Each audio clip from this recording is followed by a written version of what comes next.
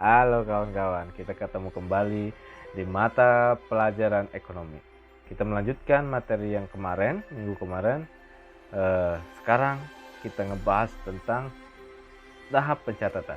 Nah, di dalam tahap pencatatan ada sumber pencatatan, ya. Nah, sumber pencatatan itu yang digunakan dalam siklus akuntansi adalah bukti transaksi. Nah, apa itu bukti transaksi? Bukti transaksi itu adalah data tertulis yang menjadi bukti telah terjadinya transaksi keuangan. Ya, contoh kita beli sesuatu di Alfamart. Nah, di situ ada bukti transaksinya. Berupa apa? Berupa struk penjualan atau pembelian. Nah, apa itu bukti transaksi? Ada dua jenis bukti transaksi. Pertama, yaitu bukti transaksi intern perusahaan. Nah, apa saja yang ada di bukti transaksi intern perusahaan? Ada 3 macam, ya. Yang pertama adalah bukti kas masuk. Di intern perusahaan ada bukti kas masuk. Apa itu kas masuk? Ya, kas masuk adalah masuknya uang tunai di dalam kas perusahaan. Nah, uang tunai yang masuk ke perusahaan. Terus yang kedua adalah bukti kas keluar. Kebalikan dari kas masuk. Kas keluar adalah uang tunai ataupun perusahaan mengeluarkan uang tunai atau cash untuk apa? Keperluan perusahaan seperti membayar gaji pegawai atau membeli peralatan perlengkapan secara tunai. Nah, yang ketiga, bukti transaksi intern yang terakhir adalah memo.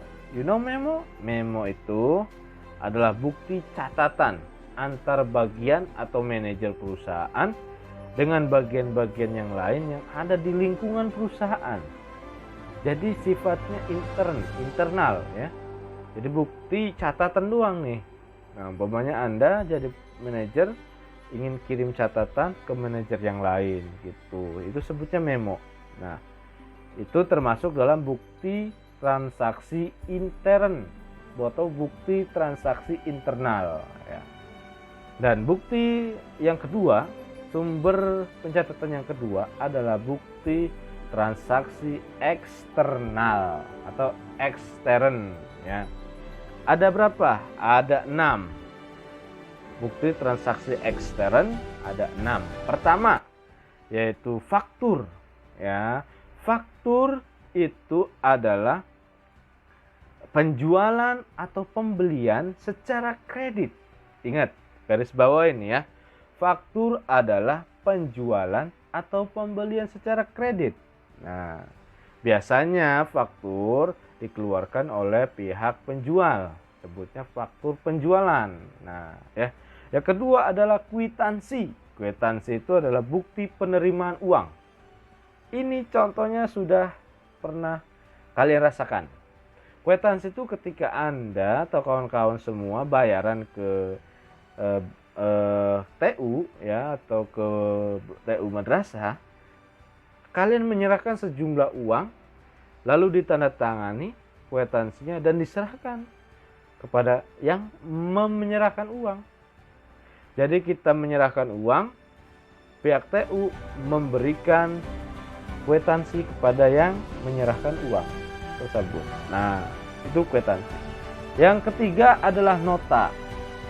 Nota itu adalah bukti pembelian secara tunai.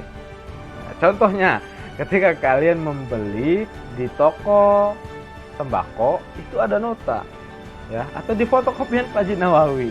Nah, di situ ada nota, dituliskan notanya habisnya sekian dan sekian. Yang keempat adalah nota debit. Nota debit. Nah, nota debit ini adalah perusahaan telah mendebet perkiraan pelanggan karena